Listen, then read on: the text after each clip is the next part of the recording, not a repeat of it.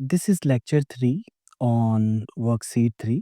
तो आज के लेक्चर में हम कुछ वर्कशीट 3 के क्वेश्चंस करेंगे, जो हमने पहले डिस्कस नहीं कर रखे हैं। एंड वर्कशीट 3 के हम बहुत सारे क्वेश्चंस ऑलरेडी जब हम टॉपिक्स पढ़ रहे थे, हमने तभी कर लिए, बट कुछ क्वेश्चंस रह गए थे इस वर्कशीट में, तो आज हम वही डिस्कस करेंगे। So the first question from worksheet 3 in today's session is question number 4। तो इस क्वेश्चन में हमारे पास क्या दे रखा है, एक सेट दे रखा है।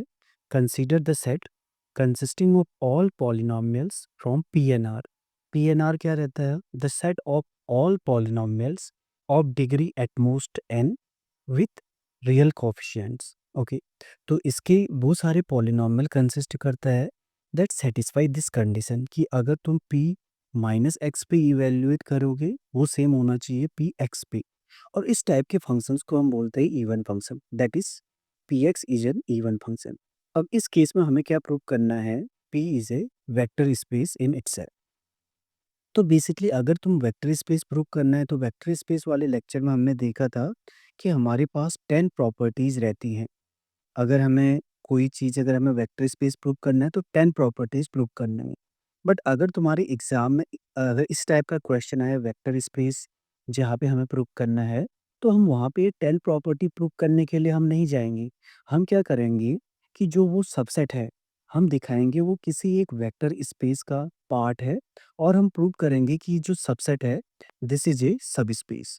क्योंकि जब हमने प्रूव कर दिया एक बार कि ये सबसेट सब स्पेस है, तो एक सब स्पेस खुद में वेक्टर स्पेस रहता है। तो हमारा मेन आइडिया यही रहेगा इस सबसेट को प्रूव करना कि ये एक सब स्पेस है बड़े स्पेस का। तो हमारा मेन टास्क यहाँ पे यही रहेगा कि इस सबसेट को एक सब स्पेस प्रूव करना। तो हमारे पास जो वेक्टर, जो सबसेट हमारे पास दे रखा है, इसमें वो सारे पॉलिनॉमियल हैं पी एन आर से, जो जिनके लिए पी माइनस एक्स और पी एक्स रहता है, और हमें पता है ये सबसेट है पी एन आर का। और हमें पता है कि जो पी एन आर है this is a vector space. तो हमारा मेन एम क्या रहेगा कि इस सबसेट वी को एक सब स्पेस प्रूव करना।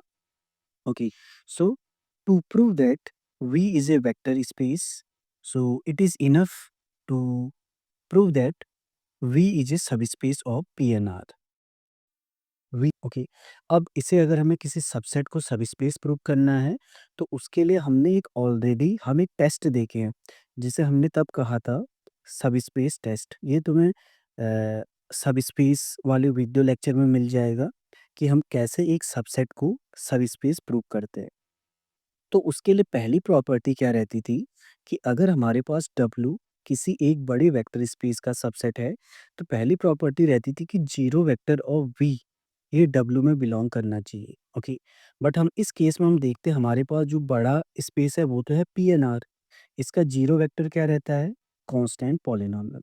तो हम क्या देखते हैं, the zero vector that is the constant polynomial, that is the constant polynomial is a member of V। ऐसा क्यों? क्योंकि अगर हम जीरो पॉलिनोमियल को या कांस्टेंट पॉलिनोमियल को माइनस एक्स पे इवेल्युएट करें, तो वो जीरो आएगा, और उसे अगर हम एक्स पे इवेल्युएट करें तब भी जीरो आएगा। तो इसलिए जो जीरो पॉलिनोमियल है वो V का मेंबर है, क्योंकि V के मेंबर की ये प्रॉपर्टी रहती है। तो पहली प्रॉपर्टी तो हो गई। सबस्पेस टेस्ट की सेकंड प्रॉपर्टी में क्या रहता था कि अगर हम कोई भी दो वेक्टर लेके चलें उस सबसेट से, उन दोनों का सम भी उसी सबसेट में आना चाहिए। ओके, तो अब हम दो एलिमेंट लेके चलते हैं इस सेट वी से, P1 एंड Q1x। अब अगर मुझे प्रूव करना है कि P1 और Q1 इस सेट इनका सम V में बिलोंग करता है, तो मुझे क्या शो करना होगा कि P1 प्लस Q1 ये प्रॉपर्टी को सेटिस्फाई करते हैं। ओके, तो हम चेक करते हैं कि क्या P1 प्लस Q1 सेटिस्फाई करेगा। तो उसके लिए हमने क्या किया कि P1 plus Q1x minus x पे इवेल्युएट किया। So this will B minus P P1 minus x Q1 minus x. But हम देखते हैं कि ये तो इसके इक्वल रहता है। ऐसा क्यों? क्योंकि P1 एंड Q1 क्या हैं? P के मेंबर्स हैं। So P1 and Q1 they are members of P। और इसी को हम कैसे लिख सकते हैं? P1 plus Q1x। तो यहाँ से हमें क्या पता चला कि P1 plus Q1 they belong to V for all P1 comma Q1 belong to V। तो सेकंड प्रॉपर्टी भी प्रूव हो गई। थर्ड प्रॉपर्टी में क्या रहता था? हम बेसिकली फील्ड से एक स्केलर लेते थे, और उस सबसेट से हम एक वेक्टर लेते थे, हमें प्रूव करना होता था अल्फा डॉट यू भी उसी सबसेट में आता है। बट इस केस में जो फील्ड है वो रियल नंबर का है, तो हम एक रियल नंबर लेके चलेंगे और एक पॉलिनॉमियल उस सबसेट से। अब अगर मुझे प्रूव करना है कि अल्फा डॉट पी भी वी में बिलोंग करता है, तो हमें कौन सी प्रॉपर्टी सेटिस्फाई करना होगा? अल्फा डॉट पी को ये सेटिस्फाई करना होगा।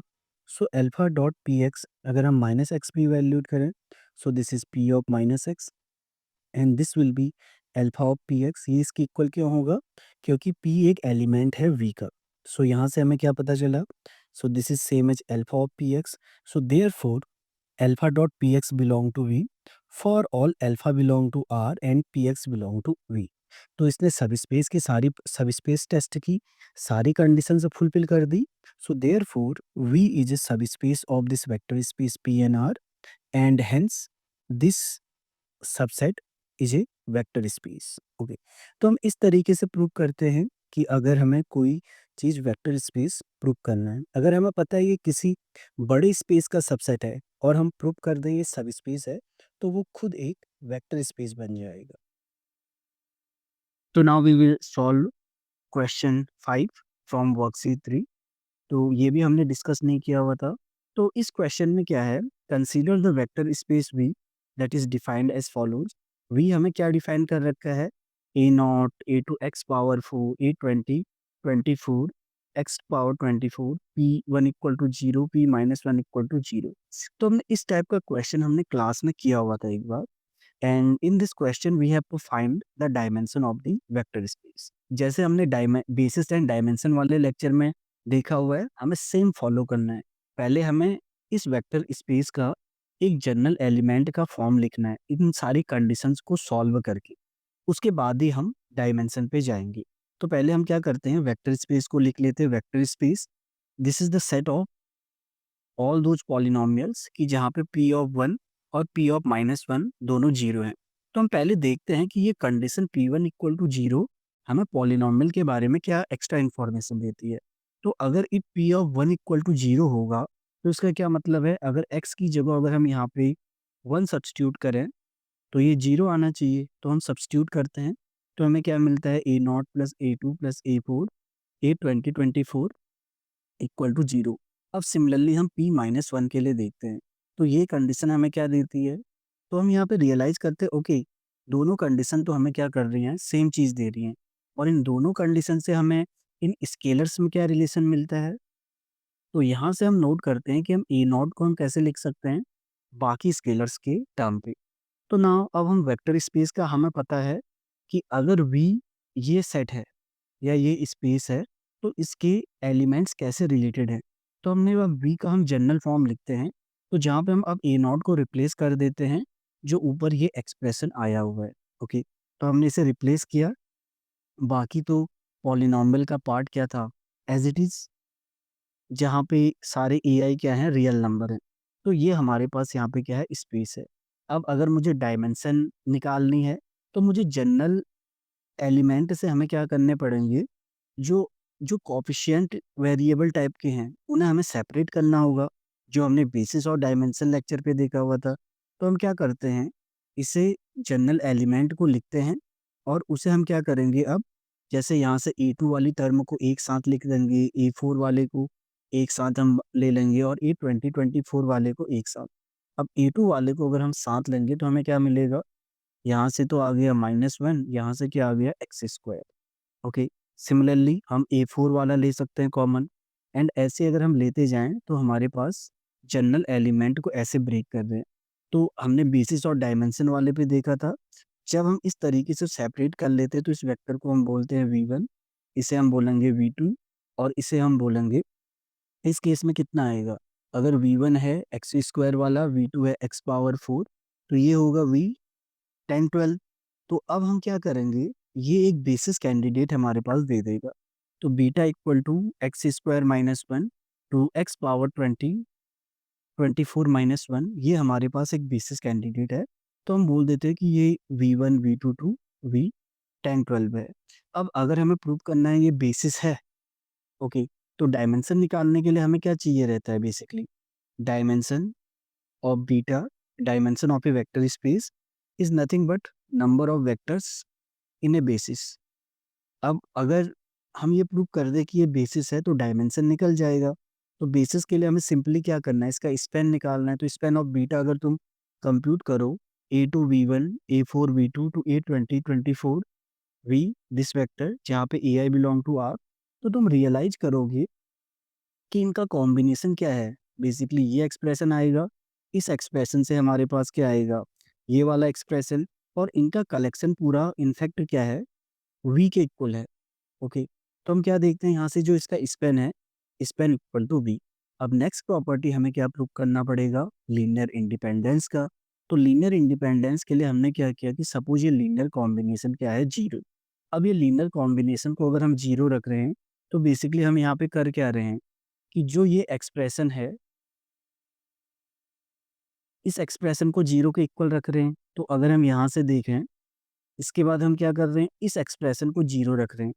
अगर दो, अब राइट साइड में क्या है, जीरो पॉलिनॉमियल, दो पॉलिनॉमियल इक्वल कब होते हैं, जब करॉस्पॉन्डिंग कोफिशिएंट क्या होंगे, जीरो। तो राइट साइड में एक्स स्क्वायर का कोफिशिएंट क्या होगा, जीरो। तो वहां से हमें क्या मिलेगा कि A2 होना चाहिए जीरो। फिर नेक्स्ट वाली टर्म का कोफिशिएंट भी जीरो है। ऐसे करके अगर हम करते जाएं तो हमें क्या पता चलता है कि A2 टू A20 24 क्या है, सारे जीरो। सो देयरफॉर यहाँ से क्या पता चल गया, बीटा इज लीनियरली इंडिपेंडेंट। तो ये सबसेट ये दो प्रॉपर्टी होल्ड करता है। तो therefore beta is a basis of B. अब बीटा अगर बेसिस आ गया तो डायमेंशन क्या होगा, बीटा में जितने एलिमेंट हैं, so therefore dimension of B equal to 10 12। Okay, तो इस तरीके से हमें कंप्यूट करना है। तो बेसिक आइडिया हमारे पास यहाँ पे क्या है कि अगर हमारे पास स्टार्टिंग पे वेक्टर स्पेस दे रखा है, एक साइड दे रखा है, और विथ सम कंडीशंस, तो हमारा पहला मेन गोल रहेगा कि इन कंडीशंस की हेल्प से हम एक जनरल एलिमेंट की फॉर्म लिख लें। ओके, जैसे हमने यहाँ पे देखा, इन कंडीशंस की हेल्प से हमें कोफिशिएंट्स में एक रिलेशन मिला। अब हमने जनरल एलिमेंट की फॉर्म लिख ली। अब इस जनरल एलिमेंट को ही हमने यहाँ पे क्या किया हुआ है, नीचे नेक्स्ट हमने इस जनरल एलिमेंट को ही ब्रेक कर रखा है। सेम टाइप के कोफिशिएंट वाले एक साथ रखे हमने, फिर हमारे पास बेसिस कैंडिडेट मिला, एंड सेम फिर बेसिस की प्रॉपर्टीज हमने चेक की। ओके, और इस टाइप के क्वेश्चंस हम बेसिस एंड डायमेंशन वाले वीडियो लेक्चर में देखे हुए हैं। So now the next question from worksheet 3 is question 7। So in this question हमारे पास दो सब स्पेसेस दे रखे हैं P7R के। अब P7R क्या रहता है, the set of all polynomials of degree at most 7 with real coefficients यहाँ पे रहते हैं। तो ये हमारे पास दो सब स्पेस हमें दे रखा है। पहला सब स्पेस W1 क्या है कि वो सारे पॉलिनोमियल्स हैं, अगर मैं पी पे 1 रखूं तो जीरो हो जाए, 1/2 पे भी जीरो हो जाए, P4 पे भी जीरो हो जाए। अब W2 में क्या है, वो सारे पॉलिनोमियल हैं जो -1 पे भी जीरो हो, 1/2 पे भी जीरो हो जाए, एंड -4 पे भी जीरो हो जाए। अब इस क्वेश्चन में हमें करना क्या है, तो पहला पार्ट तो ये है कि हमें इस सबस्पेस W1 इंटरसेक्शन W2 को लिखना है। Okay, so express explicitly the subspace W1 intersection W2, and in the second part we need to compute dimension of W1 intersection W2 and dimension of W1 plus W2। Okay, तो पहले तो हम क्या करते हैं, पहला पार्ट देखते हैं कि W1 इंटरसेक्शन W2 को हम लिखते हैं। ओके, तो अगेन हमारे पास यहाँ पे वेक्टर स्पेस, हम V हमारे पास क्या दे रखा है, P7R। तो P7R एज ए सेट कैसा रहता है, basically it contains polynomials of degree at most 7, जहाँ पे सारे कोएफिशिएंट कहाँ से आते हैं, रियल नंबर से। ओके, अब W1 हमारे पास क्या दे रखा है, बेसिकली W1 वो सारे पॉलिनोमियल हैं जो P1 पे भी जीरो हो, 1/2 पे जीरो हो, 4 पे क्या हो, जीरो। एंड W2 क्या है, W2 बेसिकली वो सारे पॉलिनोमियल्स हैं P7 के कि P-1 पे जीरो, 1/2 पे जीरो, एंड P-4 पे जीरो है। तो फर्स्ट पार्ट हमें कंप्यूट क्या करना है, W1 इंटरसेक्शन W2। तो हमने जब इंटरसेक्शन ऑफ सबस्पेस देखा था, तो बेसिकली इंटरसेक्शन में क्या आते हैं, इसमें वो सारे पॉली वेक्टर्स आते हैं V से जो दोनों में क्या हो, कॉमन हो। अब अगर दोनों में कॉमन है तो पहले के हिसाब से इन तीन जगह पे जीरो होना चाहिए, दूसरे के हिसाब से इन तीन प्लेसेस पे जीरो होना चाहिए। बट हम नोट करते हैं कि ये तो दोनों में ही कॉमन है, तो इसलिए इंटरसेक्शन में वो कौन से पॉलिनोमियल्स आएंगे, इसमें वो सारे पॉलिनॉमियल आएँगे जो ये कंडीशन सैटिस्फाई करे, जो P1 पे भी 0 हो, P अब W2 में है तो -1 पे भी 0 होना चाहिए, ओके, एंड 1/2 पे भी 0 होना चाहिए, एंड P4 पे भी 0 होना चाहिए, क्योंकि W1 में होने के लिए P4 पे भी 0 होना चाहिए, एंड W2 में होने के लिए P-4 पे भी क्या होना चाहिए? 0, ओके। तो हमें वो सारे पॉलिनॉमियल चाहिए जो ये कंडीशंस क्या करते हैं, सैटिस्फाई करते हैं। तो यहाँ से हमें क्या पता चलता है कि अगर P1 पे 0 है, -1 पे 0 है, तो ये सारे क्या हैं, इस पॉलिनॉमियल के रूट्स हैं। So that is 1 -1, 1/2, 4 -4 are roots of Px। अब हमें पता है कि अगर ये किसी पॉलिनॉमियल के रूट हैं, तो उस पॉलिनॉमियल को हम कैसे लिख सकते हैं? x-1, क्योंकि 1 रूट है। अब -1 रूट है तो x -1 वाला फैक्टर भी रहेगा वहाँ पे। Similarly 1/2, 4 and -4। अब हम यहाँ पे क्या नोट करते हैं, बट ये पॉलिनॉमियल कहाँ से था? पॉलिनॉमियल तो था P7R, जिसकी डिग्री एट मोस्ट कितनी जा सकती है? 7। तो यहाँ पे अभी तक हमने कितनी डिग्री देख ली है? 5 डिग्री। तो हमारे पास डिग्री 2 का एक जनरल पॉलिनॉमियल भी हम साथ में ले लेंगे। तो जो Px की जो जनरल फॉर्म रहेगी, वो ये होनी चाहिए। ओके, क्योंकि जो पहले 5 टर्म आए हैं, वो आए हैं रूट से। अब बाकी हमें आइडिया नहीं है कि डिग्री 7 का एक पॉलिनॉमियल क्या रहेगा, तो उसमें एक डिग्री 2 का एक जनरल हम पॉलिनॉमियल लेके चलेंगे। तो अगर इस तरीके से अगर हम इसे थोड़ा और सॉल्व करें, तो पहले 2 से क्या आ जाएगा, x square minus 1, x minus 1/2, next 2 से x square minus 16 times A polynomial of degree 2। So therefore जो W1 इंटरसेक्शन W2 हमारे पास आया, it contains polynomials of this form, okay, जहाँ पे ए बी सी क्या हैं, रियल नंबर्स हैं।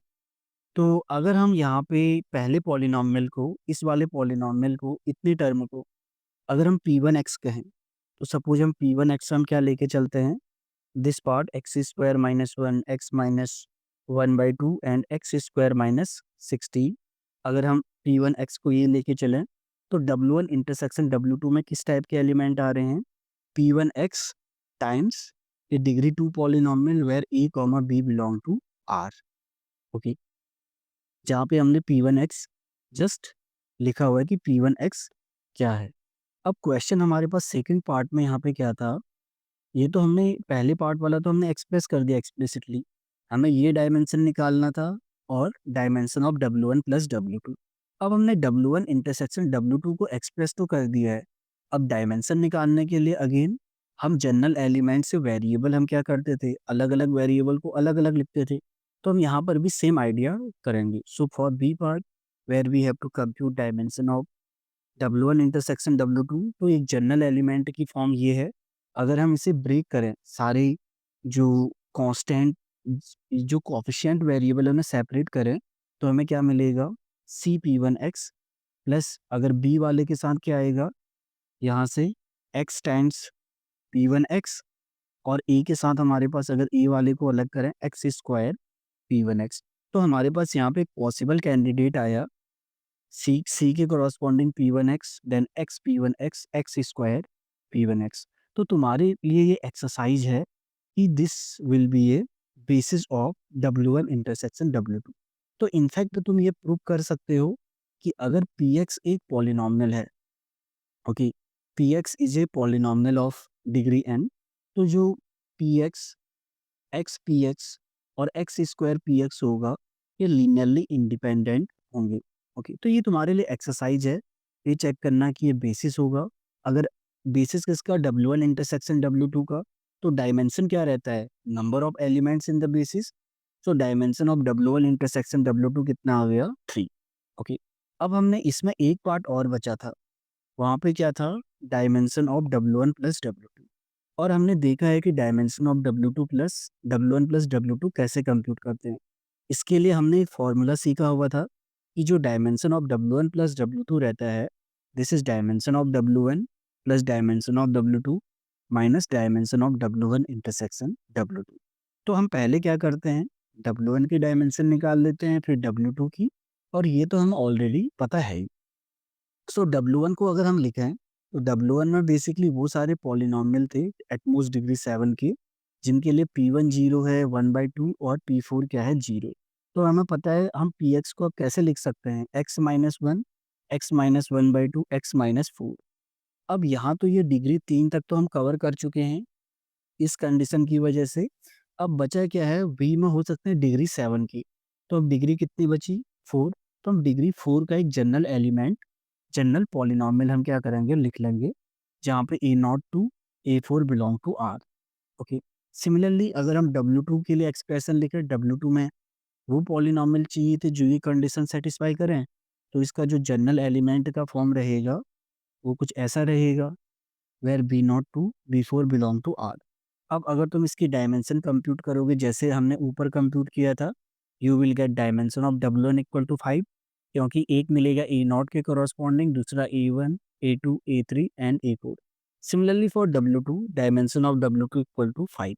सो dimension of W1 plus W2 कितना रहेगा? Dimension of W1 plus dimension of W2 minus dimension of W1 intersection W2। So it will be 7। सो इस तरीके से हम ये प्रॉब्लम सॉल्व कर सकते हैं। एंड इसी के साथ हमने वर्कशीट 3 के सारे क्वेश्चन सॉल्व कर लिए हैं।